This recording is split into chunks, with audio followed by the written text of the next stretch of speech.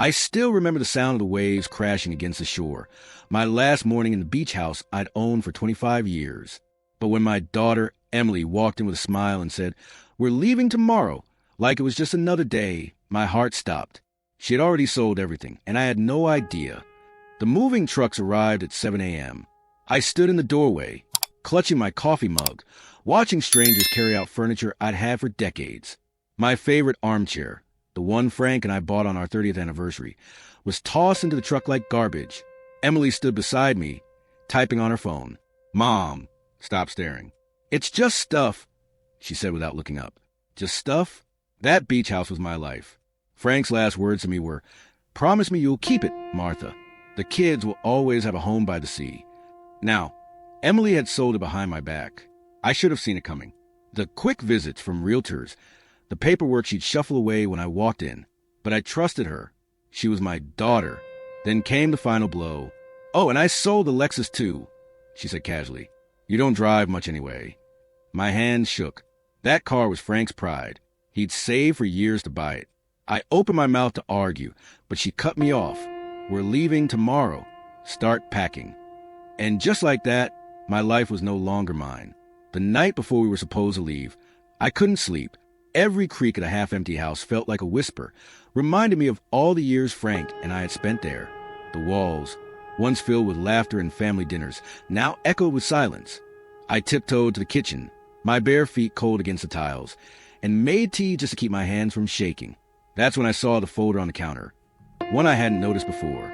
It was labeled Property Transfer and Trust Fund. My stomach twisted. I flipped it open, scanning the pages under the dim kitchen light. The words blurred as my eyes landed on the date, signed 6 months ago, long before Emily had even mentioned selling the house. My fingers traced Frank's old lawyer's name at the bottom, James Carter. Why would he be involved? Frank had passed 5 years ago. Then I found a second document, a trust fund in Emily's name, with a clause that made my breath stop. Upon Martha's 70th birthday, ownership of the beach house and vehicle transfers to Emily, unconditionally. I turned the page, heart pounding. There was more, a handwritten note from Frank. "Martha, if you're reading this, it means Emily had to make a hard choice. Trust her. There's more going on than you know." My legs gave out. I slumped into a chair, staring at the note like it might disappear. What hard choice? And why wouldn't Emily just tell me? The next morning, I pretended everything was normal. Emily bustled around, packing the last of her things, humming like this was just another trip. I studied her face, the way she avoided my eyes, the nervous tap of her fingers against her phone. She was hiding something. Then, as we loaded the car, a black SUV pulled into the driveway. A man in a suit stepped out, his expression unreadable. Emily froze. "Mom, get in the car," she said, her voice tight. I didn't move. "Who is that?" The man approached, holding out a business card. "Mrs. Wilkins? I'm David Keller. I think it's time we talked about your husband's will." Emily's face went pale. "No, we're leaving." She grabbed my arm, but I pulled away. "What did Frank do?" I demanded. The man hesitated. "It's not what he did. It's what he owed. And now they're coming to collect." The air in the driveway grew thick with tension as David Keller's words hung between us. Emily's grip on my arm tightened, her nails digging in just enough to make me wince. "Mom, please," she whispered, her voice trembling in a way I'd never heard before. "We need to go. Now." But I couldn't move. Not when this stranger was talking about Frank, my Frank, as if he'd been keeping secrets from me for years. David stepped closer, his polished shoes crunching on the gravel. "Mrs. Wilkins, your husband took out a substantial loan before his passing. The terms were unconventional." He glanced at Emily, then back at me. "I represent the people he borrowed from. They've been patient, but patience has limits." My mind raced. Frank had always been careful with money, meticulous. Even, we'd never miss a mortgage payment, never carried credit card debt. The idea that he'd hidden something like this from me made my stomach churn. "How much?" I asked, my voice steadier than I felt. David hesitated. "The original amount was $250,000. With interest, it's now closer to..."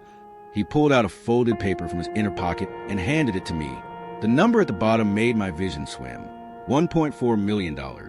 Emily made a strangled noise beside me. You said we had more time, she snapped at David, her composure cracking. That was before you liquidated the assets. David replied coolly. The beach house and Lexus? Those were part of the collateral. Selling them triggered immediate repayment. The world tilted. I gripped the car door to steady myself. All this time, I thought Emily was being cruel, heartless even, but she'd known.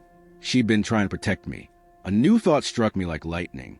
Wait, if the house was collateral, why did Franksville transfer to Emily? David's expression shifted, something almost like pity, because the loan wasn't just about money, Mrs. Wilkins. There were conditions.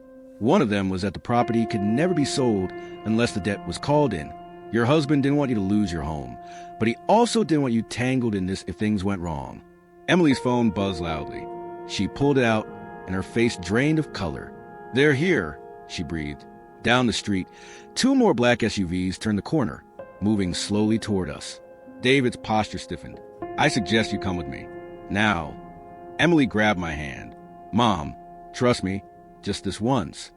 But as I looked between my daughter's terrified eyes and the approaching cars, one question screamed louder than all the others. What exactly had Frank gotten us into? The SUVs rolled to stop just feet from where we stood, their tinted windows hiding whatever or whoever was inside. David moved quickly, stepping between us and the vehicles as the doors began to open. Stay behind me, he muttered, his professional demeanor cracking just enough to reveal genuine fear.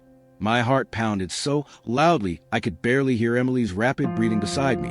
The first man who stepped out was what I expected, dressed in an immaculate gray suit with salt and pepper hair. He looked more like a college professor than a loan shark, but the coldness in his pale blue eyes made my blood run cold. Martha Wilkins, he said, his voice smooth as silk. I'm Alexander Voss. Your husband and I had an arrangement. He glanced at the half-empty house behind us. I see you've been packing. How efficient. Emily stepped forward, her hands shaking but her voice steady. We have the money. The house sold for $1.2 million, and the car. Voss held up a hand, silencing her. Yes, but as I'm sure Mr. Keller explained, the debt has grown beyond that. He reached into his jacket, and my breath caught, but he only pulled out a folded piece of paper. Frank's original agreement included certain services to be rendered if he couldn't repay in cash. Services that, sadly, he passed away before completing. My mind raced. What services could Frank possibly have offered? He'd been an accountant. For God's sake, the most dangerous thing he'd ever done was grill burgers too close to the patio furniture. Voss unfolded the paper, and my stomach dropped when I recognized Frank's handwriting. Your husband had a particular talent for numbers, Voss continued. A talent that proved quite useful in certain financial restructurings. He worked for me for nearly 3 years before his diagnosis. The world seemed to tilt. 3 years? That would have been right after Frank retired. All those fishing trips and golf weekends, had they been lies? I thought back to how tired he'd always seemed when he came home, how he jumped whenever the phone rang. I chalked it up to aging. Voss was still speaking.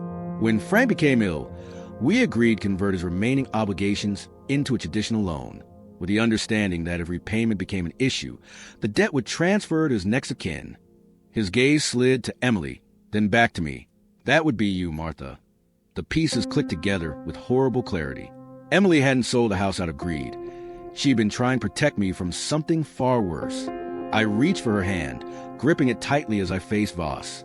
What exactly do you want? Voss smiled. It was the most terrifying expression I'd ever seen. Nothing too difficult. You see, Frank wasn't just good with numbers. He had a gift for making problems disappear. And as it happens, I have a rather large problem that needs disappearing. He gestured to one of his men, who opened a car door. Why don't we continue this conversation somewhere more comfortable? I believe you'll find my proposal enlightening. As they moved toward us, David suddenly stepped in front of Voss. There's been a miscalculation, he said quickly. The statute of limitations on verbal contracts. Voss didn't even look at him.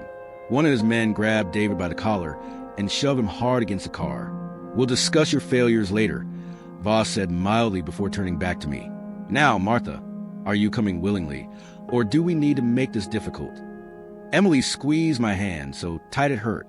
I knew what she was thinking, that we should run, that we should fight. But looking into Voss's cold eyes, I understood the truth. Frank hadn't just left us a house. He'd left us a nightmare, and it was only just beginning. The leather seats of Voss's SUV smelled like expensive cologne and something darker beneath. Metal, maybe, or gun oil. Emily sat rigid beside me, her knee bouncing nervously as the car pulled away from what used to be our home. Voss studied me from the opposite seat, his fingers steepled. Frank kept meticulous records, he said, pulling a worn ledger from his briefcase. Every transaction, every adjustment. He called this his insurance policy. He flipped it open to a page marked with a red tab. Tell me, Martha, did you ever wonder why your husband suddenly paid off your mortgage 3 years ago? Or how he afforded that surprise Mediterranean cruise? My mouth went dry. I remembered that cruise. Frank had claimed he'd won it in a raffle at work. At the time, I'd been too delighted to question it. Now, seeing columns of numbers in Frank's familiar handwriting, numbers with too many zeros, I realized how blind I'd been. Voss tapped a particular entry. This was his first job for me. A simple matter of redirecting funds from a competitor's account. He was reluctant at first, but everyone has their price. His smile didn't reach his eyes. His was your safety. The car turned onto a secluded road lined with skeletal trees. Emily grabbed my hand under the pretense of steadying herself, but her fingers spelled 2 words against my palm in Morse code, a skill Frank had taught her as a child. Play along. Voss closed the ledger. Frank's work required precision, discretion, and most importantly, deniability. Traits I believe you possess, Martha. After all, you balanced the books for your church charity for a decade. And unlike your husband, you have motivation. He nodded to man beside Emily, who pulled out a tablet and played a security video. The footage showed my grandson, Jake, leaving his college dorm. The timestamp was from this morning. Ice flooded my veins. If you think I'll help you, you'll do better than help, Voss interrupted. You'll finish what Frank started. He produced another file, this one with my name on it. Inside were forged credentials listing me as a consultant for a shell company, along with flight tickets to Zurich. A client requires certain financial adjustments before an audit next month. You have 3 weeks. Emily made a choked noise. She's not a criminal. Voss's gaze never left mine. No? Then perhaps you prefer to explain to the IRS why your late husband's fishing trips coincided with 3 major bank errors totaling $17 million. He leaned closer. The choice is simple, Martha. Either you prove your husband's ledger was fiction, or you make his fiction into truth. The car stopped outside a private airfield. Through the window, I saw a sleek jet waiting, its door open like a hungry mouth. The private jet's cabin was colder than I expected, the hum of the engines vibrating through my bones as we taxied down the runway. Voss had stayed behind, but 2 of his men, silent, watchful, sat across from Emily and me, their eyes tracking our every move. One of them, a broad-shouldered man with a scar through his eyebrow, kept glancing at Emily like she was a puzzle he couldn't solve. I clutched Frank's ledger in my lap. Its pages filled with numbers that had once meant nothing to me, but now felt like a roadmap to ruin. The flight attendant, if that's what she really was, offered drinks with a smile that didn't reach her eyes. Emily shook her head, but I took the whiskey, needing something to steady my hands. The burn down my throat reminded me of Frank, of the way he'd sip his nightly drink while staring out at the ocean from our porch. Had he been thinking about all of this? Had he been afraid? The tablet on the seat next to me lit up with an incoming call. Voss's face appeared on the screen, his expression calm, almost amused. Martha, he said, I trust you're comfortable? I didn't answer. Emily stiffened beside me, her fingers digging into the armrest. Voss sighed. I'll be brief. When you land, you'll be taken to the Grand Hotel Suisse. A car will pick you up at 8 a.m. sharp and bring you to the bank. Your contactor is named Klaus Reuter. He'll provide the necessary access and instructions. He paused, tilting his head. You're wondering, of course, what happens if you refuse? Or if you try something foolish? The screen split, showing a second video feed.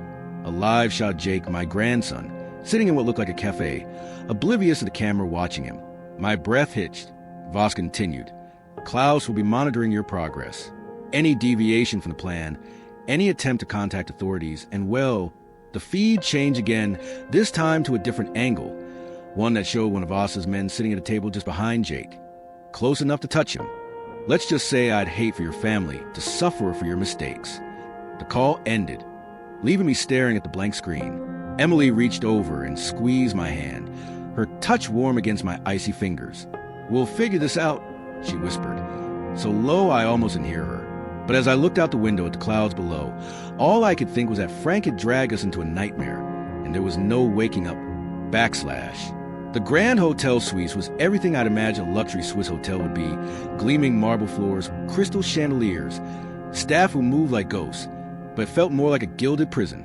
Our escorts deposited Emily and me at the front desk with terse instructions: be ready at 8 a.m. Then they melted into the background, though I knew they were still watching. The clerk handed me an envelope along with our key cards.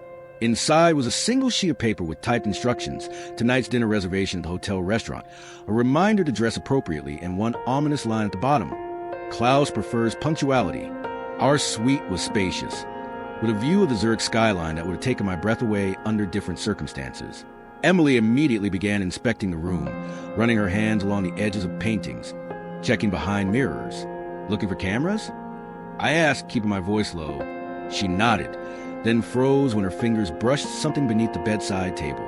With a sharp glance at me, she mouthed, "Found one." I felt my stomach drop. Of course we were being watched. Voss wouldn't take any chances. Dinner was a surreal affair. We were seated at a secluded table, but I could feel eyes on us from every direction. The waiter, too attentive, too observant, was almost certainly one of Voss's men. Emily played her part perfectly, chatting about the weather and the hotel decor like we were ordinary tourists, but her foot tapped nervously against mine under the table.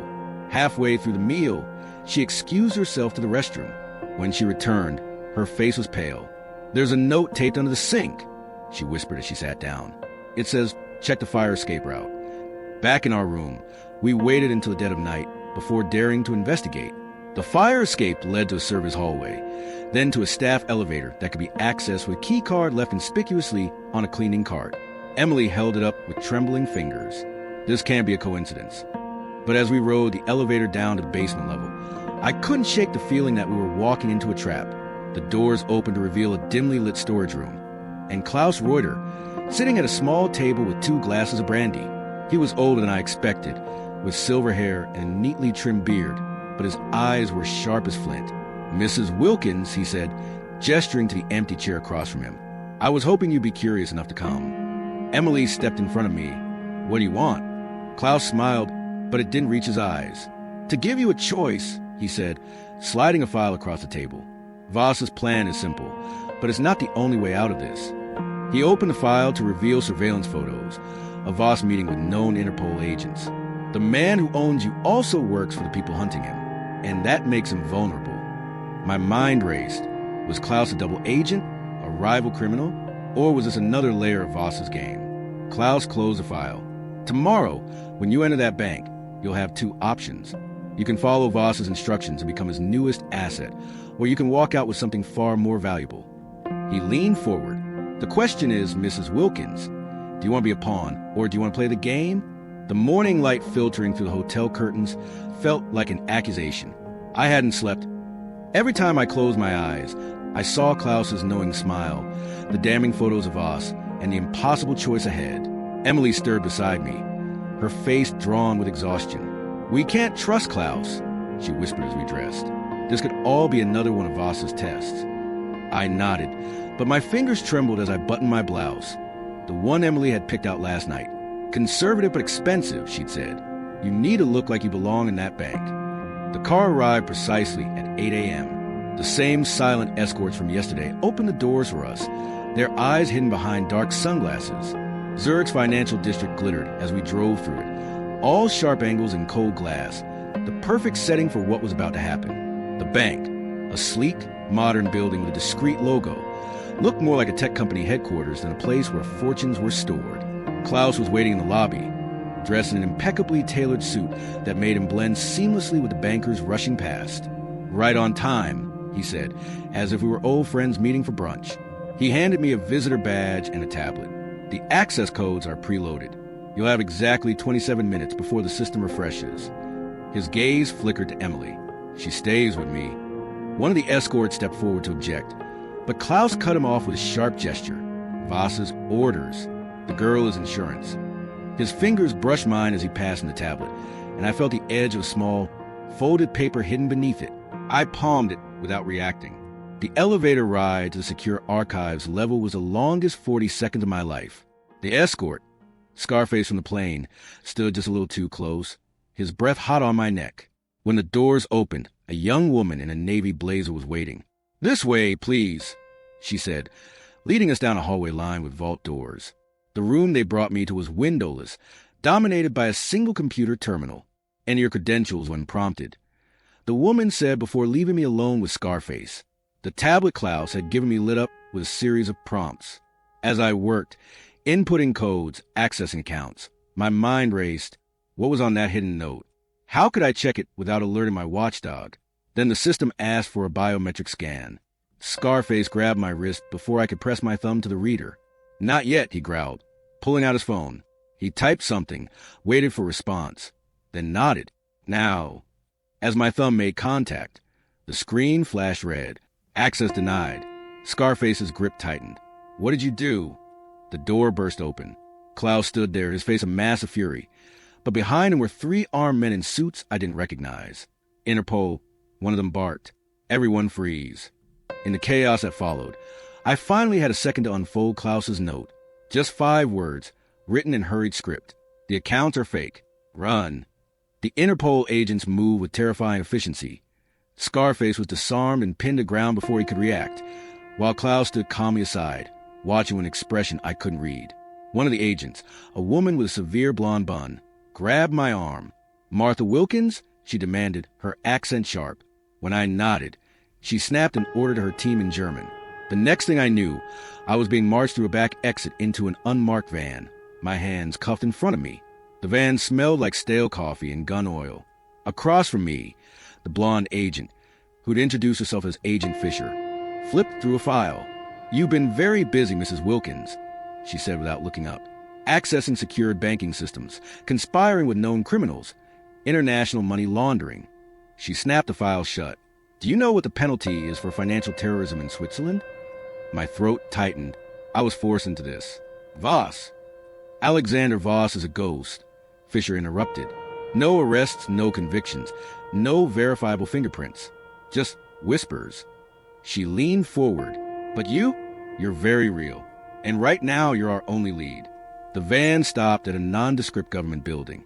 They brought me to a stark interrogation room, where Klaus was already seated at the table, sipping coffee like this was a business meeting. "Ah, Martha," he said, "I apologize for the dramatics." Fisher slammed her palms on the table. "Enough games, Reuter. Explain." Klaus set down his cup. "Voss has been using Martha's late husband's financial expertise for years. When Frank died, Voss needed a replacement, someone with Martha's background who could be motivated to cooperate. He tapped the file. The bank job was a test. Voss never expected her to succeed. He wanted to see if she'd run to the authorities afterward. A cold realization washed over me. "You work for Voss." Klaus smiled. "I work for whoever pays best. Today, that happens to be Interpol." He slid a photo across the table. "Emily, sitting in what looked like an interrogation room of her own. Your daughter is safer now, but Voss's men are still watching your grandson. If you want them both to stay alive, you'll do exactly as I say." Fisher crossed her arms. "Here's the deal, Mrs. Wilkins. You help us catch Voss, and your family walks away clean. Refuse." She nodded at Emily's photo. Klaus added softly, "Oh, and one more thing. Those accounts you tried to access today, they're real, and they belong to you." He opened a laptop, showing a balance that made my vision swim. $42 million. Frank's last gift. Voss has been looking for it for years. The door burst open. A frantic agent whispered to Fisher, whose face went pale. "Voss's men just raided the hotel," she said. "They took everything, including your daughter's note about the fire escape." Klaus's coffee cup hit the floor. That wasn't part of the plan. The fluorescent lights in the interrogation room buzzed like angry hornets as Klaus's words hung in the air. $42 million. Frank's money. My money. The numbers flashed behind my eyelids every time I blinked. Agent Fisher's phone rang sharply, the sound making everyone jump. She listened for a tense moment before barking orders in rapid German. The color drained from her face as she hung up. "They've taken Emily from the safe house," she said, her voice tight. Voss left a message. "He wants the account codes in exchange for your daughter." Klaus stood abruptly, his chair screeching against the floor. This wasn't supposed to happen. His composure cracked for the first time, revealing something raw beneath. Fear, maybe, or guilt. He turned to me, his voice dropping to a whisper. Martha, listen carefully. The money isn't a number to count under the alias F. Weller. The passphrase is... Fisher slammed her hand over his mouth. Not here, she hissed, her eyes darting to the security camera in the corner. She grabbed my cuffed wrists and yanked me up. We're moving. Now. They rushed me through a maze of back hallways to an underground garage where a black sedan idled. Klaus shoved a burner phone into my pocket as we piled in. Memorize this, he whispered, pressing a crumpled note into my palm. The car peeled out before I could look at it. Fisher drove like a demon, weaving through Zurich streets while barking into her radio. We have to assume Voss has compromised our communications, she told me through gritted teeth. That account is the only leverage we have left. The note burned in my fist. I risked a glance, coordinates and a time. Midnight, Dock 17. The car jerked to a stop outside a nondescript apartment building. Fisher dragged me inside and up 3 flights of stairs to a safe house that smelled of stale cigarettes. A tactical team was gearing up inside. Here's the situation, Fisher said, pulling up a map on a laptop. Voss is holding Emily at his compound near the lake. He knows we'll come for her, which means it's a trap. She turned to me, but he doesn't know about the account. That's our play. Klaus grabbed my shoulders. His breath smelled of coffee and desperation. Frank set this up years ago. The money was always meant to be your escape plan. He just never got the chance to tell you. His fingers dug into my arms. Voss will kill Emily if he gets those codes. But if we don't deliver you by nightfall, he'll kill her anyway. A sudden realization hit me like ice water. You want me to walk in there? Fisher's jaw tightened. With a wire. And this. She pressed a tiny pill into my hand. Cyanide. In case. The room swayed. Frank's voice echoed in my memory. Promise me you'll keep the beach house, Martha. The kids will always have a home by the sea. Had he known even then what he dragged us into? Klaus's phone buzzed. He paled as he showed the screen. A live feed of Emily tied to a chair, a gun to her head. A text below read, 6 p.m. Come alone or she dies screaming. Fisher met my eyes. It's your call, Martha. But decide fast. We have 90 minutes to plan your suicide mission. The cyanide capsule felt like a live coal in my palm as Fisher's team strapped a wire to my chest, the adhesive pulling at my skin like a brand. Klaus paced the safe house, his polished shoes scuffing against the cheap linoleum, his phone clutched in a white-knuckled grip. The video feed of Emily had cut out 20 minutes ago, leaving only static and the echo of her last scream ringing in my ears. Fisher adjusted the tiny microphone hidden in my button, her fingers surprisingly gentle. Remember, she murmured, we'll be listening the whole time. If anything goes wrong. I know. I interrupted, my voice steadied and I felt. The coordinates Klaus had given me led to an abandoned boathouse on Lake Zurich, a place Voss apparently used for private meetings, the kind that left no witnesses. Klaus grabbed my arm as I moved toward the door. Martha, wait. He pressed something cold into my hand, Frank's old pocket watch, the one he carried for decades. Open it, Klaus urged. Inside, where the clock face should have been, was a microchip taped to the metal, Frank's insurance. Everything you need to destroy Voss is on here, but only use it if I'm about to die.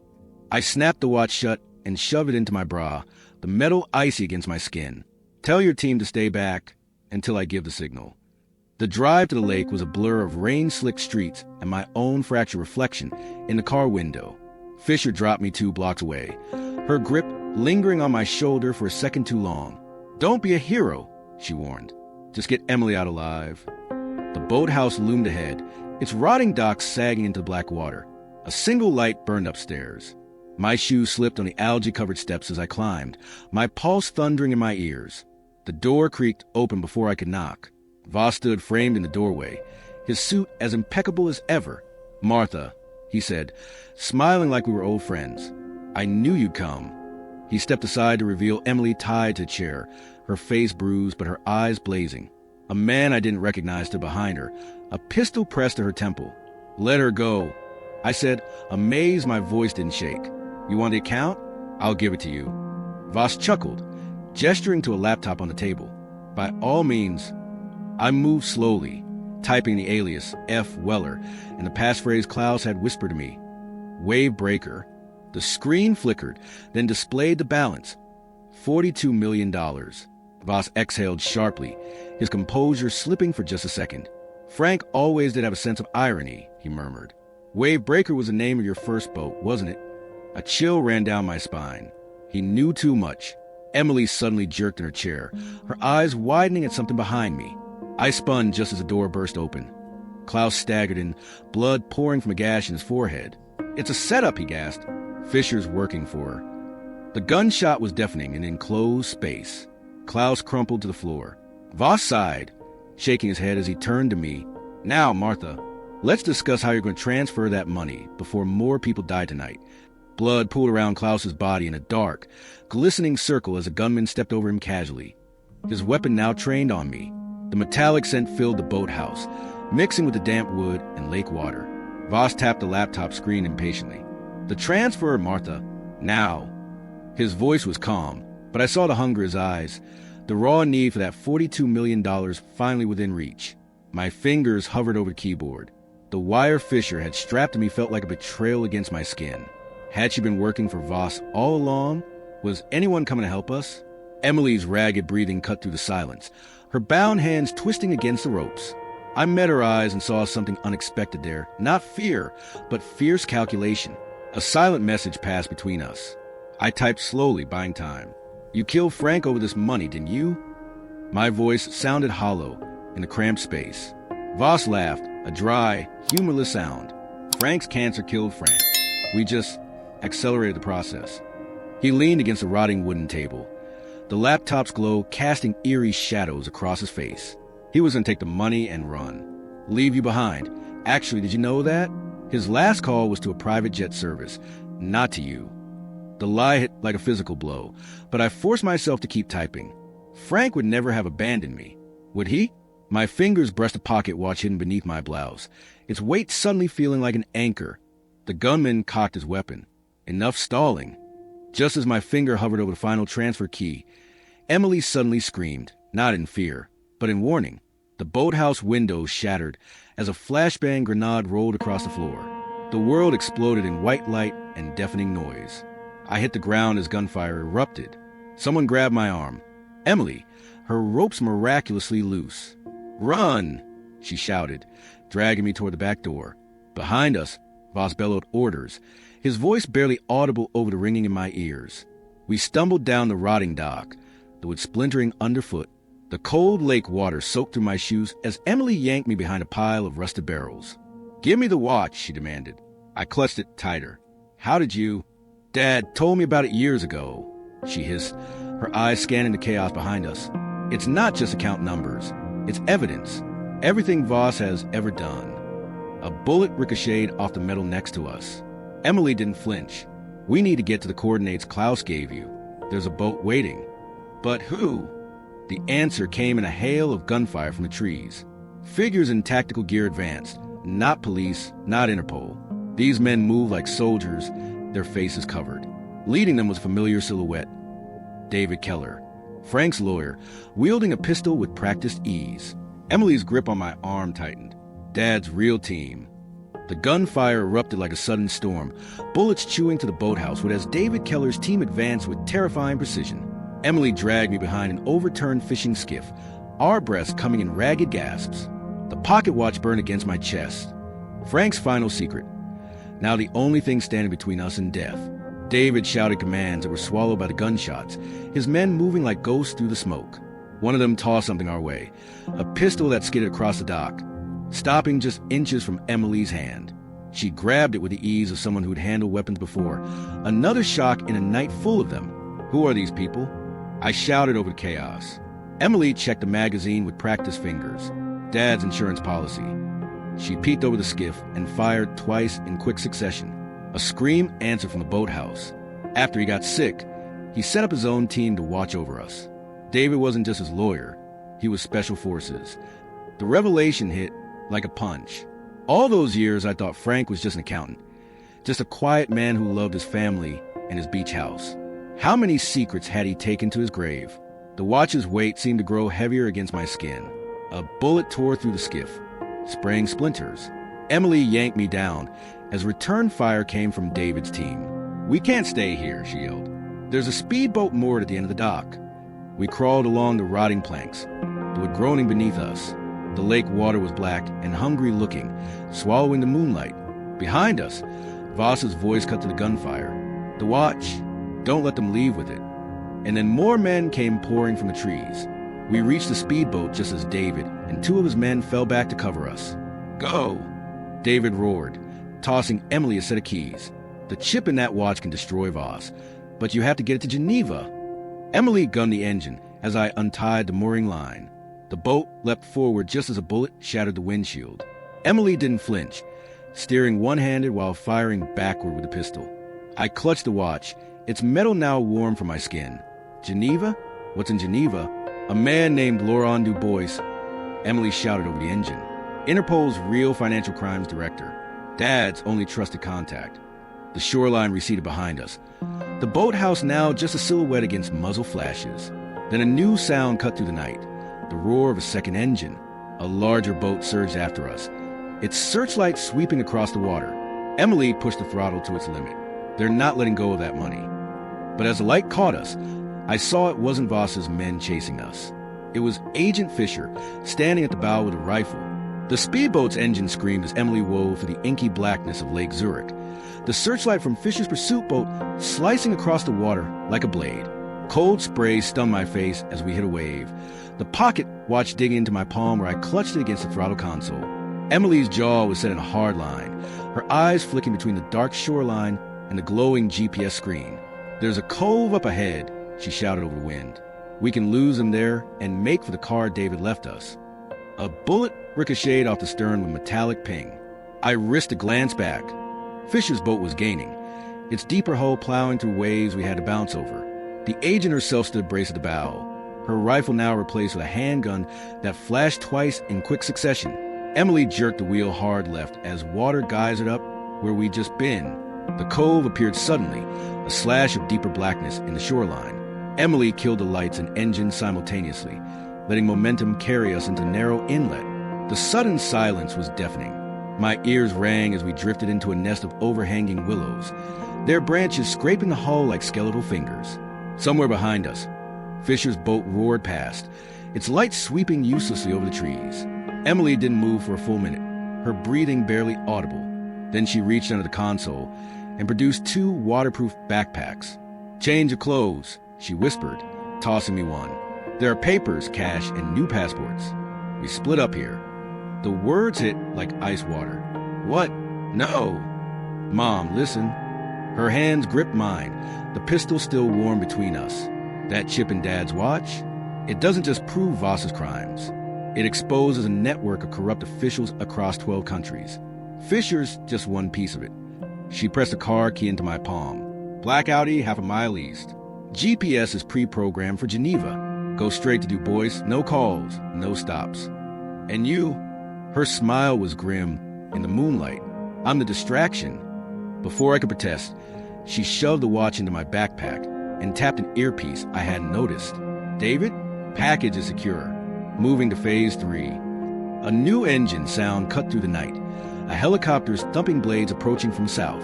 Emily kissed my cheek and was over the side in one fluid motion, vanishing into reeds with barely a ripple.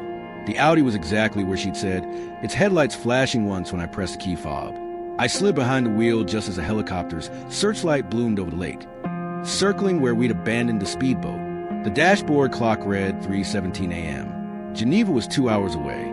I'd driven 20 minutes when the news bulletin crackled over the radio in rapid French.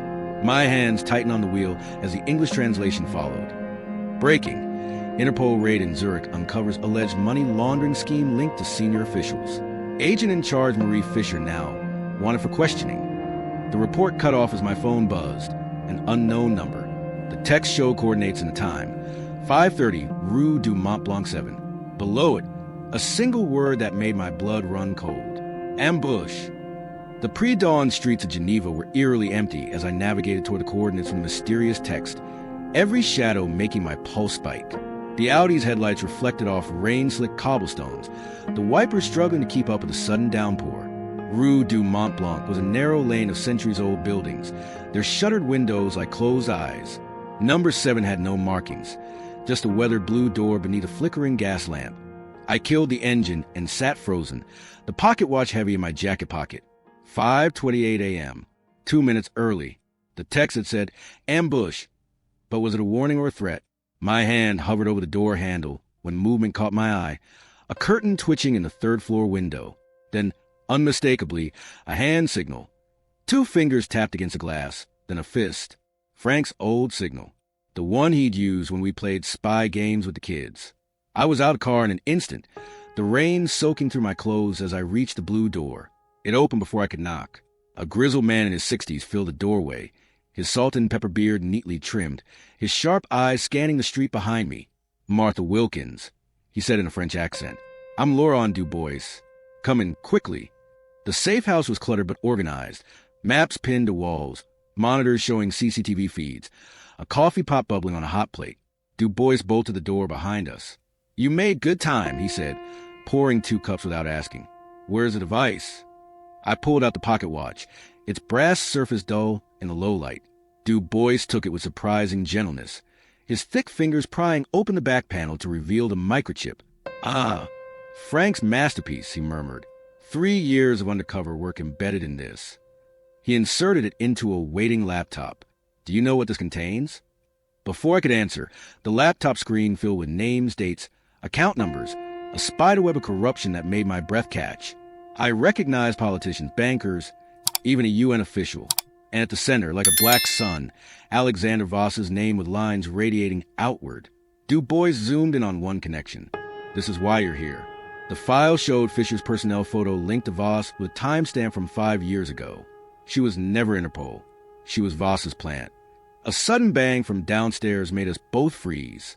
Dubois's hand went to his desk drawer. That's not my security team. Footsteps pounded up the stairs, too many to count. Dubois slammed the laptop shut and shoved it into my hands along with a pistol. The fire escape.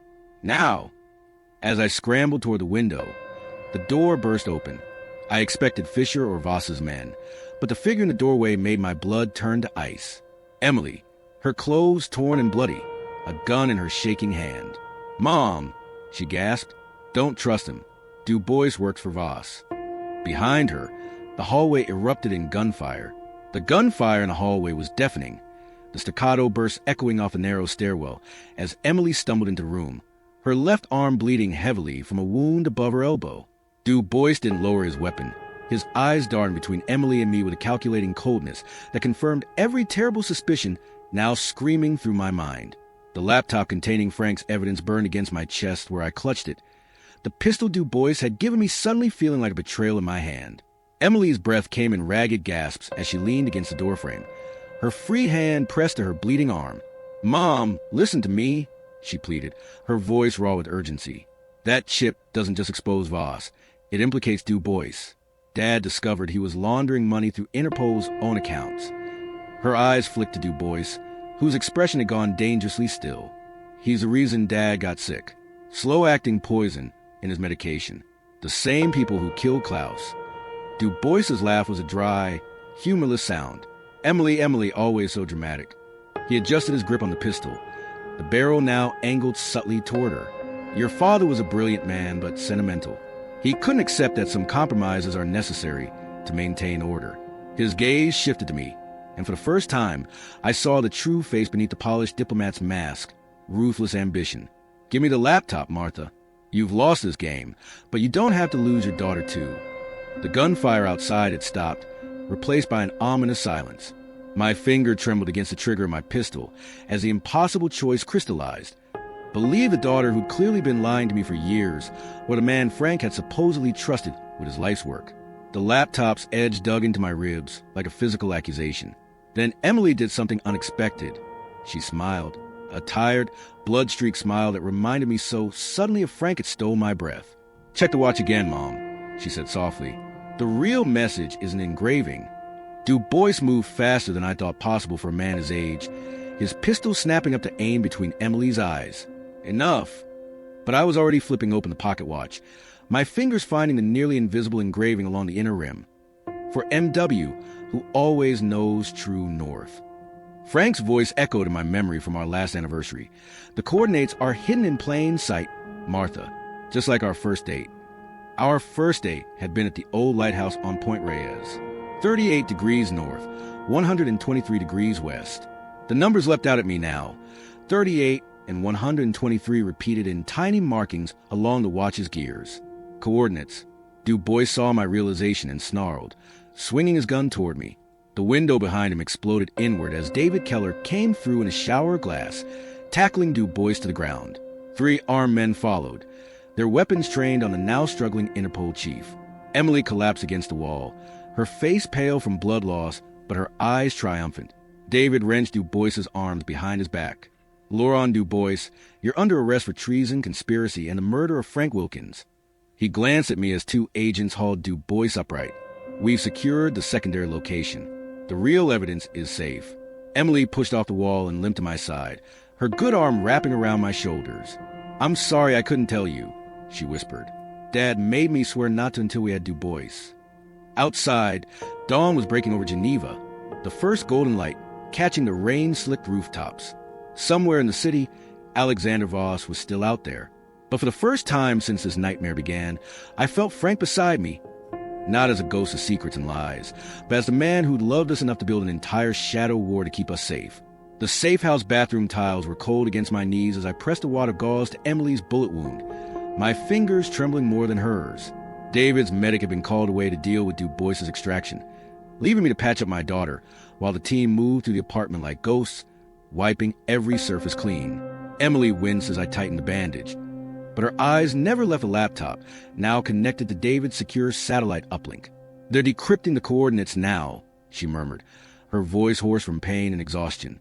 The glow of the screen reflected in her pupils, the same hazel as Frank's. David appeared in the doorway, his sleeves rolled up to reveal forearms covered in faded tattoos I'd never noticed before. Special forces indeed. We've got it, he said quietly. The lighthouse coordinates match a private server farm in Liechtenstein. Frank stashed the master files there before he died.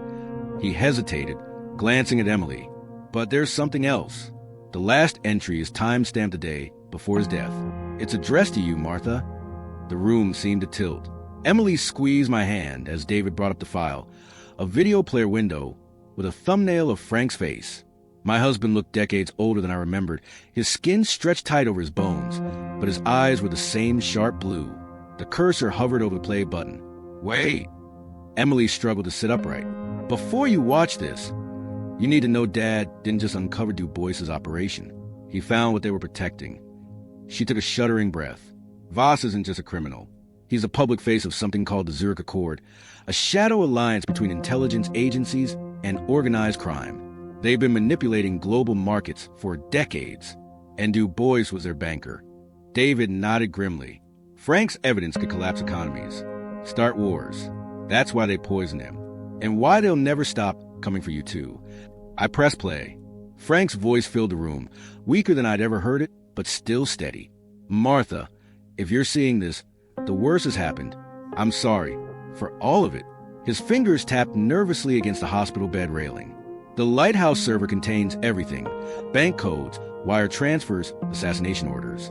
But it's booby-trapped. Only you can access it safely. He smiled, and the same crooked smile that had charmed me 40 years ago.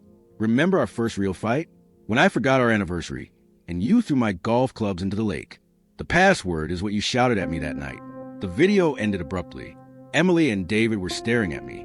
Outside, a car alarm wailed in the distance. I knew the answer immediately. Of course. The ridiculous, obvious, perfectly Frank-like answer. The one thing no intelligence algorithm would ever guess. But before I could speak, the apartment security system blared a warning. David's head snapped up as his comm unit crackled to life. One of his men barked 2 words that sent ice through my veins. Voss is here. The security alarm's shrill beeping merged with the pounding of my heartbeat as David's team snapped into action, their weapons drawn with practiced efficiency. Emily grabbed my arm, her fingers digging into my flesh with surprising strength despite her injury. The password, Mom, she urged, her voice barely audible over the chaos. We need it now. Frank's face still lingered in my mind's eye, the way his smile had crinkled the corners of his eyes even as he lay dying. Our first real fight had been over something so trivial, a forgotten anniversary dinner, his head too buried in work to remember the date. I'd been so furious I'd stormed into the garage and thrown his prized golf clubs into the lake behind our house, screaming the most ridiculous insult I could muster in the heat of the moment. "You absolute walnut." The words tumbled out of my mouth before I could second-guess them. David didn't hesitate, his fingers flying across the laptop keyboard as the sounds of shouting and scuffling echoed from the stairwell. The screen flickered once, twice, then transformed into a sprawling digital archive, thousands of files organized with Frank's trademark precision. Emily let out a choked laugh despite the circumstances. "Walnut." A gunshot rang out from the hallway, followed by the splintering of wood. David shoved the laptop into my arms and turned toward the door, his pistol raised. "Take this and go. There's a service elevator at the end of the hall." His eyes met Emily's. "You know the backup location." Emily nodded, grabbing my free hand and pulling me toward the bedroom just as the apartment's front door burst open. I caught a glimpse of Voss standing framed in the doorway, his usually immaculate suit rumpled, his face a mask of cold fury. Then Emily yanked me behind the relative safety of the bedroom wall. The window escape was tight, too tight for comfort, but we managed to squeeze through and onto fire escape, the metal grating shuddering under our combined weight. Below us, Geneva stretched out in the early morning light, completely unaware of the life and death struggle happening above its picturesque streets. We descended 2 flights when the gunfire erupted above us. Sharp, controlled bursts that could only mean David's team was making their stand. Emily didn't look back, her injured arm cradling the laptop against her chest as she guided us down. The alley behind the building stank of garbage and wet pavement. Emily led me through a maze of back streets, our pace frantic but purposeful. "There's a car waiting near the cathedral," she panted. "We need to get to Liechtenstein within the hour." A new thought struck me as we ran. Emily! If Du Bois was working with Voss all along, who tipped us off about the ambush? Who sent that text? Before she could answer, a familiar black SUV screeched around the corner, blocking our path. The passenger window rolled down to reveal Agent Fisher, her blonde bun now loose, her face streaked with blood, leaning out with a pistol aimed directly at us. "Going somewhere, ladies?" Fisher's pistol gleamed dully in the gray morning light as the SUV's engine idled, the exhaust fumes mixing with the alley's damp stench. My arms tightened around the laptop containing Frank's life's work, his death's work, as Emily shifted slightly in front of me, her injured arm hanging limp but her good hand edging toward her waistband where I knew she'd hidden a small revolver. Fisher noticed the movement and cocked her weapon with a sharp metallic click that echoed off the alley walls. "Don't," she warned, her voice hoarse. Blood dripped from a gash above her eyebrow, streaking down her cheek like war paint.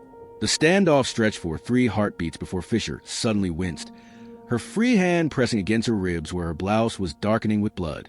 "Get in the car," she gritted out. "Unless you want Voss's men to find you first." Emily's fingers froze halfway to her concealed weapon. "You're not with Voss?" Fisher's laugh was more of a pained cough. "I was until an hour ago." She jerked her head toward the back seat. "That's when I found out my pension plan involved a bullet to the head. Now are you getting in or not?" A burst of automatic gunfire sounded from the direction of the safe house. Too close. Emily made the decision for us, yanking open the SUV's rear door and shoving me inside before climbing in after me. The vehicle lurched forward before the door even closed, tires screeching as we peeled away from the curb. Fisher twisted in her seat to face us, her pistol now resting in her lap, but still within easy reach. "Du Bois is dead," she said bluntly. "Voss had him shot the second Interpol, took him into custody." Her bloodied fingers tapped the laptop in my arms. "That makes you 2 the only living people who can access what's on that thing. And Voss's men at every border crossing between here and Liechtenstein." Emily's eyes narrowed. "Why help us?" "Because I like breathing," Fisher snapped, then quieter. "And because your father once spared my life when he didn't have to." She turned forward with a grimace as the SUV swerved onto Rue du Mont Blanc. The cathedral's bell tower has a clear line of sight to the German consulate. There's a man there named Richter, real Interpol, not one of Du Bois's puppets. He can get you to Liechtenstein safely.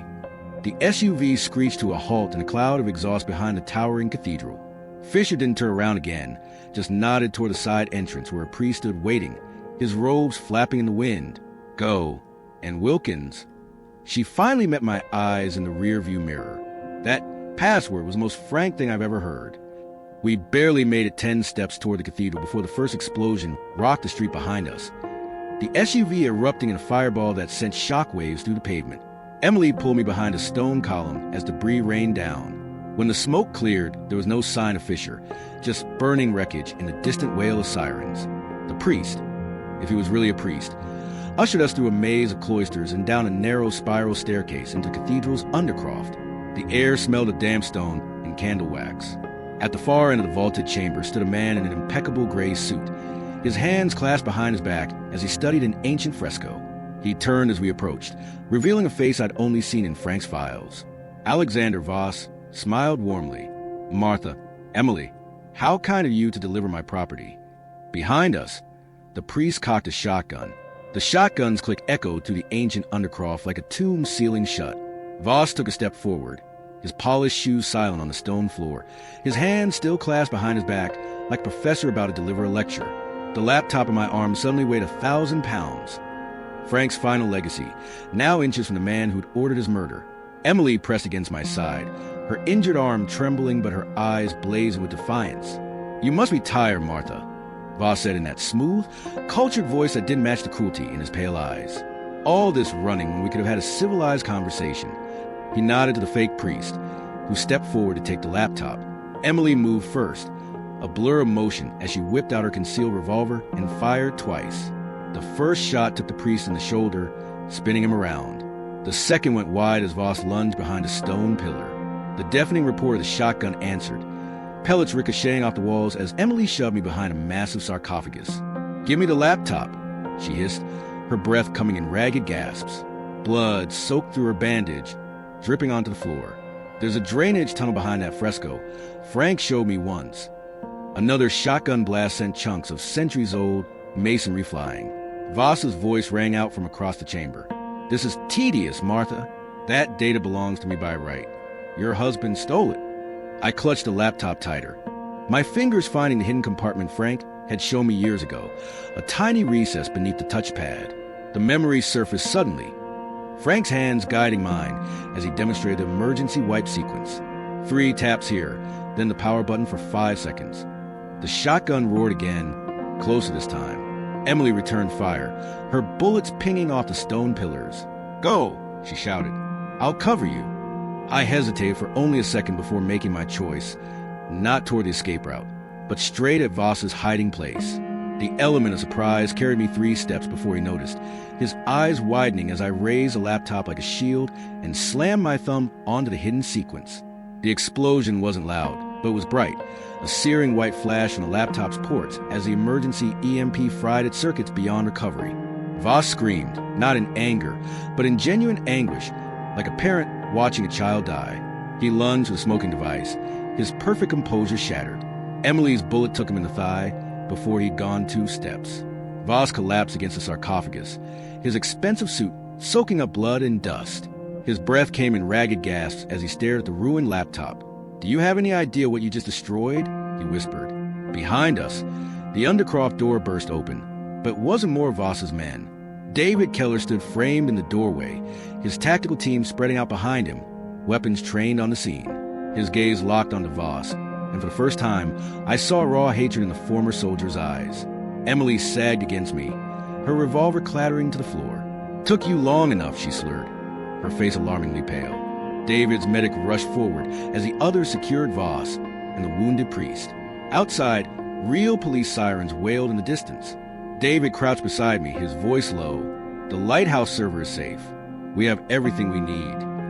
Voss laughed then, a broken, wet sound as 2 agents hauled him upright. "You think this ends with me? The Zurich Accord has existed for 70 years. It will survive this." His bloody smile turned grotesque. "But your family won't." David punched him square in the jaw. As the agents dragged Voss away, the medic working on Emily looked up with grim determination. "We need to get her to a hospital. Now." The last thing I saw before the darkness took me was Frank's pocket watch, somehow still clutched in my hand despite everything, its hands frozen at 4:17. The exact time he proposed to me on that long-ago beach. The sterile hospital lights buzzed overhead like angry wasps as I sat vigil beside Emily's bed, my fingers tracing the cracked face of Frank's pocket watch. 3 days had passed since the cathedral crypt. 3 days of debriefings with shadowy officials and hushed conversations with David in hospital corridors. Outside the reinforced window, a light snow fell on Geneva, the first of the season. dusting the rooftops with deceptive purity. Emily stirred under the thin hospital blanket, her bandaged shoulder rising and falling with each breath. The doctor said she'd recover fully, though she'd always carry the scar, both from the bullet and the surgery to remove the tiny tracking chip David's team had found embedded near the wound. Voss's final insult, planted during her earlier capture. The door clicked open, and David entered carrying 2 paper cups of terrible hospital coffee. He looked like he hadn't slept in weeks, his stubble flecked with gray I didn't remember seeing before. "They're moving Voss to a black site tonight," he said, handing me a cup. "His lawyers are screaming, but the evidence we pulled from the lighthouse server has half of Europe in lockdown." He sank into the chair beside me with a groan. "Fisher survived, by the way. Burned half to hell, but talking." I sipped the bitter coffee, watching Emily's eyelids flutter. "And the Zurich Accord?" David's jaw tightened, like cockroaches after the lights come on. "But we got names now. Real ones." He reached into his jacket and produced a single sheet of paper. "This came through secure channels an hour ago." The document bore no letterhead, just 3 lines of text. "Asset retrieval successful. Contingency funds transferred per FW directives. Beach house title cleared." My breath caught. Frank's final contingency, the one he'd hinted at in his video message. David leaned forward, his voice dropping. "That money was never in the laptop, Martha. Frank stashed it years ago under dozens of shell companies. The account you saw? Just bait for Voss." He tapped the paper. "This is the real legacy. Enough to rebuild. To disappear, if that's what you want." Emily's hand found mine, her grip surprisingly strong. When I turned, her eyes were open, clear and focused. "We're not disappearing," she said hoarsely. "Not while even one of those bastards is still breathing." David smiled then, the first genuine one I'd seen since this nightmare began. He reached into his pocket and placed a familiar object on the bedside table. Frank's ruined pocket watch, its casing now pried open to reveal not gears, but a tiny USB drive nestled where mechanism had been. "Then let's get to work," he said. Outside, the snow continued to fall, covering the city's scars with temporary perfection. Somewhere beyond those clouds, the first stars of evening began to appear, steady, unchanging, like the love that had brought us this far. The beach house smelled of salt and fresh paint as I pushed open the door, the hinges creaking with the same familiar protest they'd made for 30 years. Moonlight streamed through the floor-to-ceiling windows, painting silver trails across the refinished hardwood floors. Emily moved past me, her boots echoing in the empty space where our furniture had once stood, her fingers trailing along the walls Frank had built with his own hands. The doctors had cleared her for travel just yesterday, though she still carried herself carefully, like her body might remember its wounds at any moment. David followed us inside, a bulky duffel bag slung over his shoulder. He set it down with a thunk that made the floorboards tremble. "Safe house protocols are in place," he said, crossing to the newly installed security panel by the kitchen. "Motion sensors on the beach, bulletproof glass, panic room under master bedroom." His fingers flew across the touchscreen, bringing the house's defenses online with a series of soft chimes. "And before you ask, yes, we swept for trackers. Twice." I walked to the sliding glass doors that opened onto the deck, where Frank and I had watched 1,000 sunsets. The ocean roared in the darkness beyond, its rhythm unchanged by all that had happened. The deed had arrived yesterday. The beach house officially ours again, purchased through a labyrinth of offshore trusts that even Interpol couldn't untangle. Frank's money, Frank's planning, always 10 steps ahead. Emily joined me at the window, her reflection ghostly in the glass. "They'll come for us, you know," she said quietly. "The Accord won't just disappear because we have some names." Behind us, David unzipped the duffel bag with a sharp rasp, which is why we're not waiting. He lifted out 3 sleek laptops, their matte black surfaces gleaming under recessed lighting. The data from Frank's USB gave us access points into 12 major financial hubs. We start hitting them tomorrow.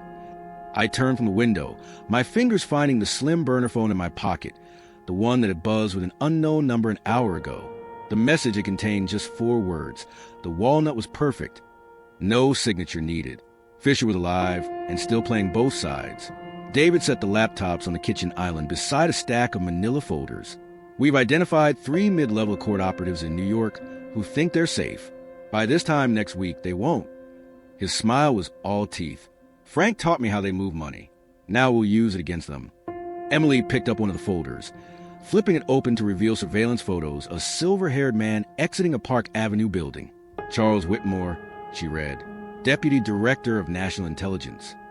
She looked up, her eyes gleaming. We're starting with him? David nodded. His mistress gets a monthly payment from a Cayman account linked to 3 Accord shell companies. We turn her, we get Whitmore. We get Whitmore. We get closer to the top. I finished, surprised at myself with the steel in my voice. The pocket watch rested heavy in my other pocket, its broken hand still frozen at 4:17. A reminder of promises made, of love that outlasted even death. Outside, the tide rolled in, relentless as justice. The private elevator to Charles Whitmore's penthouse smelled of lemon polish and money, the kind of crisp, new bill scent that clung to powerful men like expensive cologne. I adjusted the earpiece hidden beneath my auburn wig, courtesy of David's forgery team, and smoothed the tailored Chanel suit that had been delivered to our beach house safe room that morning. The diamond watch on my wrist wasn't just for show. It contained a microtransmitter linked directly to Emily, who was monitoring everything from a van parked 3 blocks away. The elevator music switched to Vivaldi as we passed the 40th floor. Remember, David's voice crackled in my ear. Whitmore thinks this is a social call from potential donor. Stick to the script until he mentions the Cyprus account. The elevator door slid open directly into the penthouse foyer, where a stone-faced security detail patted me down with clinical efficiency. One of them lingered a second too long near the watch before nodding me through. The penthouse itself was a study in restrained opulence. Floor-to-ceiling windows overlooking Central Park, modern art that probably cost more than my original beach house, and Charles Whitmore himself standing by the wet bar, pouring 2 fingers of Macallan into cut crystal glasses. Ms. Delacroix, he said, offer me a glass with a politician's practiced smile. I must admit, your foundation's sudden interest in intelligence appropriations is intriguing. I accepted the drink, letting my fingers brushes just enough to establish contact. The tiny microdot transmitter beneath my thumbnail needed direct skin-to-skin transfer to work. The Delacroix Foundation has always valued discretion, I said, echoing the backstory David had drilled into me, especially when it comes to securing certain antiquities. Whitmore's smile didn't waver, but his left thumb twitched against his glass. A tell Frank's files had noted meant he was calculating risks. Shall we discuss this in my study? He gestured toward a soundproof room lined with leather-bound books. More private. As we settled into wing-back chairs, my watch vibrated twice. Emily signaled that the transmitter had activated. Every word would now be recorded. Every document photographed by the contact lenses David's text had fitted me with. Whitmore steepled his fingers. You're referring to the Cypriot artifacts, I presume? The code phrase. My pulse jumped, but years of charity galas had taught me how to keep my voice steady. Specifically, the one stored in account 1147. My client had prepared to offer 20% above market value for immediate transfer. Whitmore's polished facade cracked for just an instant, long enough for me to see the hunger beneath. The Zurich Accord might have been collapsing, but its vultures were still circling. He leaned forward. Given recent events in Geneva, I'd need certain assurances. A sudden alert buzzed in my ear. Emily's voice was tight. Mom, abort. His security just ran your alias through a black site database. They know. Whitmore must have seen something in my face. His smile turned predatory. Although perhaps we should verify your credentials first, Ms. Wilkins. The study door burst open before I could move. 2 security men filled the doorway, and between them stood a face from my nightmares. Alexander Voss, his leg still braced from Emily's bullet, leaned heavily on a cane. His smile was a razor cut across his pale face. Martha, he said softly, how kind of you to deliver yourself to us. Time froze as Voss limped into the study, his cane tapping a slow, deliberate rhythm on the Persian rug. The scent of his cologne, something expensive and woody, clashed with the sharp adrenaline flooding my system. Whitmore didn't even flinch at the breach of security protocol. His smug expression confirmed this had been a trap from the beginning. My earpiece emitted a burst of static before going dead, jammed. The diamond watch on my wrist now felt like a shackle.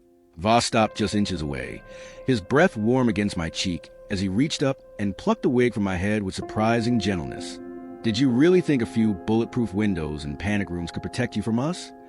His fingers traced the edge of my jaw, coming away with traces of theatrical makeup David's team had used to alter my features. Frank's files may have damaged our operations, but the Accord is older than government's Martha. We are the spider at the center of the web. Whitmore stood abruptly, his drink forgotten on the side table. Enough theatrics. Where's the daughter? A new voice crackled from the security team's earpieces. "Sir, we've got movement in the service elevator." The transmission dissolved into shouts and gunfire. Voss's head snapped toward the door just as the penthouse's floor-to-ceiling windows exploded inward. Emily rappelled to the shattered glass on a tactical line, her black combat gear making her a silhouette against the city lights. She landed in a crouch, her pistol already trained on Whitmore. "Sorry I'm late," she said, her voice icy. "Had to deal with your rooftop snipers." Chaos erupted. Voss lunged for me, but I drove my knee into his injured thigh, sending him crashing into Whitmore's prize Ming vase. Security poured into the room, only to be cut down by precise gunfire from the hallway where David and his team advanced, their weapon-spitting control bursts. Emily tossed me a compact handgun as she took cover behind an overturned sofa. "Plan B!" she shouted over the gunfire. I caught the weapon and rolled behind Whitmore's desk, just as Voss pulled a sleek silver pistol from his cane. His first shot ricocheted off the marble desktop inches from my head. "You can't win, Martha," he snarled. "Even if you walk out of here, we own judges, senators, entire police departments." David's voice cut to the gunfire as his team secured the room. Extraction in 60 seconds. He threw a smoke grenade toward Voss's position, the canister hissing as white fog filled the study. Emily appeared at my side, her fingers closing around my wrist. "This way." She dragged me toward the broken windows where a sleek black helicopter now hovered, its searchlight cutting through the smoke. As we reached the precipice, a final gunshot rang out. Emily jerked violently against me, then collapsed. Voss stood framed in the smoke, his silver pistol smoking. "I always take what's mine," he said softly. The helicopter's downdraft whipped my hair into my eyes as I fell to my knees beside Emily. Blood bloomed across her tactical vest, her breath coming in wet, ragged gasps. Somewhere behind us, David bellowed in rage as his team laid down covering fire. Emily's fingers clutched at mine, her lips moving silently. I leaned closer and felt her press something cold and metallic into my palm. Frank's ruined pocket watch. Her mouth formed one word. "Go." Then she shoved me backward out the window. The helicopter's steel cable bit into my ribs as I dangled over Manhattan, the wind screaming past my ears. Emily's blood still streaked my hands where she'd shoved me out the window, her final act of defiance burning in my mind as the aircraft banked sharply toward the Hudson River. Through tear-blurred vision, I saw David's team still exchanging gunfire with Voss's men in the shattered penthouse, the muzzle flashes like strobe lights in the smoke. My fingers convulsed around Frank's pocket watch, its cracked face reflecting the city lights as we climbed higher. The watch. Emily had pressed it into my palm with desperate urgency. Not just as a memento, as a message.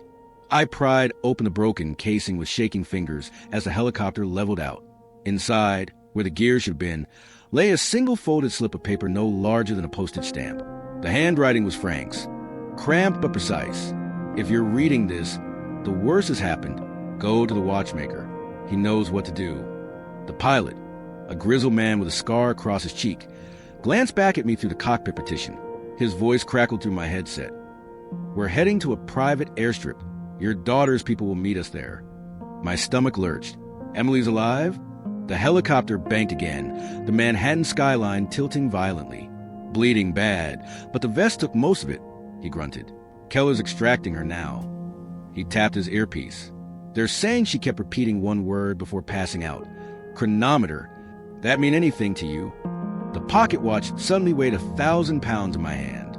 Frank had always been meticulous about timepieces. His collection of antique clocks filled the beach house study. But one name stood out in my memory. Henri Lefebvre, a reclusive Swiss watchmaker Frank visited every year on our anniversary while I shopped in Geneva. The helicopter's searchlight caught something on the watch's inner, casing I'd never noticed before. A tiny serial number etched near the hinge. HL 38.1019. The pilot's voice turned urgent. "We've got company." Behind us, two black helicopters surged into view from the financial district, their running lights dark. The scarred man cursed and threw us into a steep dive just as the first tracer rounds lit up the night sky. "Change of plans," he barked, yanking the controls hard left. "We're going off-grid." As we plummeted toward the maze of Lower East Side alleys, I clutched Frank's watch to my chest. Somewhere in the city was a watchmaker who held the key to finishing what my husband had started. And if Emily had survived long enough to give me this clue, I would move heaven and earth to reach him. The last thing I saw before we vanished into the urban canyon was Whitmore's penthouse erupting in an explosion that turned the night orange. Whether David's doing or Voss's, I couldn't tell. The helicopter skids grazed a Chinatown rooftop as we crash-landed, the impact sending shockwaves through my bones. The scarred pilot kicked open his door before the rotors stopped spinning, dragging me through billowing steam from a broken vent pipe. "Move!" he barked, shoving me toward a rusty fire escape. Behind us, the pursuing helicopters circled like vultures, their searchlights cutting through the alley fog. We descended into a neon-lit underworld of cramped herbal shops and boarded-up storefronts. My guide, who'd only grunted Raphael when I asked his name, pulled me into a fortune cookie factory reeking of vanilla and sesame oil. Workers in hairnets didn't even glance up as we pushed past conveyor belts of golden cookies to a hidden elevator behind a stack of flour sacks. The elevator descended for what felt like minutes before opening into a cavernous space that stole my breath. Rows upon rows of antique clocks filled the underground warehouse. Grandfather clocks towering like sentinels, ornate cuckoo clocks covering entire walls, their synchronized ticking creating a living heartbeat. At the center stood a wizened Chinese man in a magnifying headset, his delicate hands adjusting the gears of a massive astronomical clock. Henri Lefebvre? I gasped. The old man didn't look up. Henri was my cover during the Cold War. His voice carried a melodic Shanghai accent. "You may call me Mr. Wan." He finally lifted his head, the magnifiers flipping up to reveal milky eyes that still somehow pierced straight through me. "Frank's wife. I wonder when you'd come." Raphael melted into the shadows as Mr. Wan beckoned me toward a workbench littered with clock parts. He plucked Frank's broken pocket watch from my hands with surprising tenderness. 38.1019, he murmured, turning it over. The date we activated Protocol Lazarus. His gnarled fingers pressed hidden catches along the watch's rim until it popped open to reveal a second compartment beneath the face, one containing a tiny silver key. The warehouse's synchronized ticking suddenly felt ominous. "What is this place?" "Archive of the Disappeared," Mr. Wan said, leading me to an enormous ormolu clock against the far wall. "Every timepiece here holds secrets the world isn't ready for." He inserted the silver key into a hidden slot on the clock's base. Gears ground as the entire wall swung open, revealing a stainless steel vault door straight out of a nuclear bunker. The biometric scanner glowed red as Mr. Wan pressed his eye to it. "Frank didn't just gather evidence against the Zurich Accord," he said as the vault hissed open. "He built a weapon to destroy them." Inside lay a sight that froze my blood, row after row of safety deposit boxes, each labeled with a number and a name. Mr. Wan stopped at box 1147, Whitmore's account number, and withdrew a single USB drive unlike any I'd seen before, its casing transparent to reveal swirling nanofluid inside.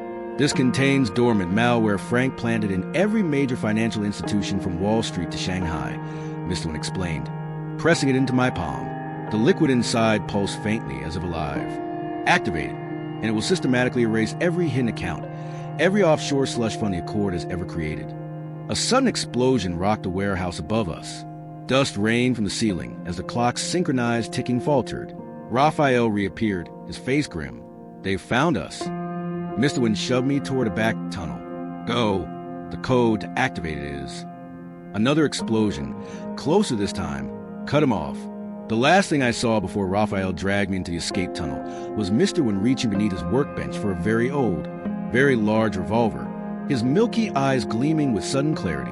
The USB drive burned in my hand like a live coal as we fled through the tunnels. Somewhere above, Emily was fighting for her life. Somewhere in Switzerland, Voss was regrouping, and in my palm rested the power to burn them all down if I could just stay alive long enough to use it. The escape tunnel's damp walls pressing around us as Raphael dragged me through darkness, his flashlight beam bouncing off moss-covered bricks. Distant shouts and the occasional gunshot echo behind us. Voss's men systematically destroying Mr. Wan's clockwork sanctuary. The nano-USB pulsed in my clenched fist like a living thing, its eerie blue glow illuminating Raphael's scarred face in fleeting flashes. He suddenly stopped at a rusted iron door, pressing his ear against it before punching a code into a hidden keypad. The door groaned open to reveal a subway maintenance closet overflowing with tools and orange safety vests. "Change of plans," Raphael growled, tossing me a cone worker's uniform. "They've got eyes on all safe houses within 20 blocks. He peeled back a floor grate to expose a ladder, descending into pitch blackness. We're going deeper. The utility tunnel below stank of ozone and rat droppings. Raphael moved with unsettling familiarity through the maze of pipes, occasionally stopping to listen for pursuers. My mind raced with questions.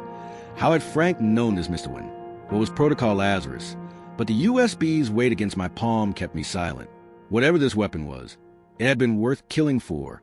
We emerged in an abandoned subway station, its tiled walls still bearing faded advertisements from the 1970s. A single flickering bulb illuminated a makeshift command center, where David knelt over Emily's unconscious form on a stretcher, her tactical vest peeled back to reveal a gruesome bullet wound. My knees nearly buckled at the sight of the blood-soaked bandages, but David's head snapped up before I could rush forward. "Don't," he warned, his voice raw. "She's stable," but the bullet nicked her lung. He nodded to the USB in my hand. "You got it then." Before I could answer, Emily's eyes fluttered open. Her lips moved soundlessly, but David bent close to translate. "She's asking if you got the code," he said, his face grim. "Mr. One was supposed to give you the activation sequence." A chill ran down my spine. The old watchmaker's final words had been cut off by the explosion. I opened my mouth to confess when Emily's trembling hand suddenly gripped my wrist with surprising strength. Her other hand tapped weakly against my palm in a rhythm I recognized instantly: Morse code. The same pattern Frank had taught us during those long-ago family camping trips. Dot dot dash. Dot dash dash dot dot dot. For 1-7, I whispered. Emily's grip tightened in confirmation before her eyes rolled back again. David immediately pulled a rugged laptop from his pack. "That's only 3 digits. The Lazarus protocol requires 6. Raphael, who'd been keeping watch at the tunnel entrance, suddenly stiffened. "We've got company." Distant footsteps echoed to the tunnels. Too many to count. I stared at the USB, Frank's words from his final video message echoing in my mind. "Remember our first real fight? When I forgot our anniversary. April 17th. April 17th. My fingers flew over the laptop's keyboard as the footsteps grew louder. "Try 417417, I said, inserting the USB. The screen exploded with activity, a cascade of financial data, streaming faster than I could process. David inhaled sharply as a world map appeared. Pulsing red, dots marking every major financial hub. "Holy shit," he breathed. Frank didn't just plant malware. He built a backdoor into the entire global banking system. The first gunshot ricocheted off the subway tiles just as the laptop emitted a piercing chime. A single line of text flashed. "Lazarus active. Enter final target." Raphael returned fire into the darkness as David pulled up a database of Zurich Accord members. Hundreds of names, each with account numbers and transaction histories. Emily stirred weakly, her bloody fingers reaching toward the keyboard. "Wait!" David grabbed her hand. "Once we input a name, the system will liquidate all their assets and erase every transaction trail. We only get one shot at this." The gunfire intensified. A bullet shattered the laptop screen, just as Emily's fingers found the keys. I didn't need to see the name. She typed to know. Somewhere above us in the chaos of New York, Alexander Voss was about to become a very poor man. The subway tunnel erupted in chaos as the laptop screen flashed "Target accepted. Voss A." in blood-red letters. Distant alarms began wailing throughout the city, not just in our hidden bunker, but echoing down from the streets above as financial systems worldwide registered the seismic shock. Raphael's gunfire became methodical as he fell back to our position, his face grim. "We got 60 seconds before this place is swarming with Accord mercenaries," he barked, slamming a fresh magazine into his rifle. David scooped Emily into his arms as the laptop automatically began shredding its own hard drive with a high-pitched whine. "Move!" he shouted over the rising cacophony. We fled down a maintenance corridor just as the first black-clad figures rappelled into the station behind us. The walls vibrated with the impact of something heavy hitting the surface streets above. Likely Accord forces sealing off the block. Emily's blood left a faint trail on the concrete as we ran, her breath coming in wet, shallow gasps. "Did it work?" she managed to whisper. As if an answer, a series of distant explosions rattled the tunnel. Not gunfire, but the sound of financial Armageddon. The USB's malware was spreading like wildfire through linked banking systems, liquidating Voss's hidden accounts and erasing their digital footprints with terrifying efficiency. Somewhere in Manhattan, safe deposit boxes were springing open as safety protocols triggered. Offshore servers were melting down in Geneva. And if Frank's design held true, every cent of Voss's stolen fortune was now being funneled into untraceable cryptocurrency wallets only we could access. We burst through a rusted emergency door into a storm drain, the sudden stench of sewage overwhelming. Raphael led us through knee-deep water toward a dim green exit sign. There's an extraction point 2 blocks east, he panted. But we need to... His words cut off as a figure materialized from the shadows ahead. A woman silhouetted against a faint light from a street grate. My hand flew to the pistol in my waistband before recognition stayed my fingers. Fisher, her once impeccable suit, was torn and bloody, her blonde hair matted with grime. But the Glock in her hand was steady as she stepped into the dim light. "You shouldn't have activated Lazarus," she said quietly. "Not yet." David shifted Emily's weight to free his own weapon, but Fisher shook her head. "If I wanted you dead, you'd already be bleeding out in this sewer." She tossed a smartphone toward me. The screen displayed a live news feed showing stock markets crashing worldwide. Voss was just the tip of the iceberg. The Accord's already moving to contain the damage. The phone buzzed with an incoming message from an encrypted number. "Whitmore has a nuclear option. Find the clockmaker's daughter before midnight." Emily coughed violently, her fingers clutching at my sleeve. The astronomical clock," she gasped. "Mr. Wynn's granddaughter. She's the backup." Fisher's eyes widened almost imperceptibly. "Then we have less than 4 hours," she said, turning to lead us down the tunnel. "Because Charles Whitmore just activated Protocol Samson." Above us, the ground trembled as something far more destructive than financial warfare began. The storm drain echoed with the sound of rushing water and our frantic footsteps as we followed Fisher through the labyrinth beneath Manhattan. Emily's condition worsened with every step, her breathing ragged, her skin pale. The phone Fisher had given me buzzed again, another encrypted message, this time with coordinates and a timer, 59 minutes and 23 seconds. Less than an hour until midnight, until Whitmore's nuclear option was unleashed. Fisher glanced back, her face grim under the dim glow of emergency lights. "Whitmore isn't just erasing money. He's erasing people. Protocol Samson triggers assassinations. Every whistleblower, every informant, anyone who could expose the Accord." David tightened his grip on Emily. "And the clockmaker's daughter can stop it?" Fisher nodded. "She's a fail-safe. Frank and Mr. Wynn built a countermeasure, but we have to reach her before the Accord does." We emerged into a deserted subway platform, long abandoned and covered in dust. At the far end stood a single, unmarked door. Fisher pressed her palm against it, and a biometric scanner glowed green. The door slid open to reveal a hidden elevator. Inside, the descent was silent and swift. When the doors opened, we stepped into a high-tech bunker. Walls lined with servers, monitors displaying global news feeds of financial chaos, and at the center, a young woman in her 20s, her fingers flying across a holographic keyboard. She turned, her eyes widening at the sight of us. "You're late," she said, her voice steady despite the fear in her eyes. "I'm Lena One, and we have approximately 53 minutes before the world, as we know it, ends." Before I could speak, the monitors flickered. A live broadcast cut in. Charles Whitmore standing at a podium, flanked by world leaders. His voice was calm, deliberate. "In light of today's unprecedented cyber terrorism, a state of global emergency has been declared. For the safety of all citizens, we are enacting Protocol Samson to neutralize the threat." Lena's hands trembled as she pulled up a global map, red dots marking targets, politicians, journalists, even entire intelligence teams. "He's not just killing people. He's erasing the truth." Emily coughed, struggling to sit up. "Frank's backup plan. Do it." Lena hesitated, then typed a command. A prompt appeared. "Lazarus override. Confirm Y/N." Fisher grabbed my arm. "If we do this, there's no going back. It won't just stop Whitmore, it will expose everything. The Accord, the corruption, the murders. The world won't recover easily." I looked at Emily, at the blood still seeping through her bandages, at the pocket watch in my hand. Frozen at 4:17. Frank had given us this weapon. He had known the cost. I reached over and pressed Y. The screens exploded with data, classified documents, wire transfers, assassination orders, all flooding into the public domain. The live feed of Whitmore cut to static as alarms blared across every monitor. Lena exhaled sharply. "It's done. The truth is out." Outside, the world would wake to chaos. Governments would fall. The powerful would scramble. But for the first time in decades, the shadows had light.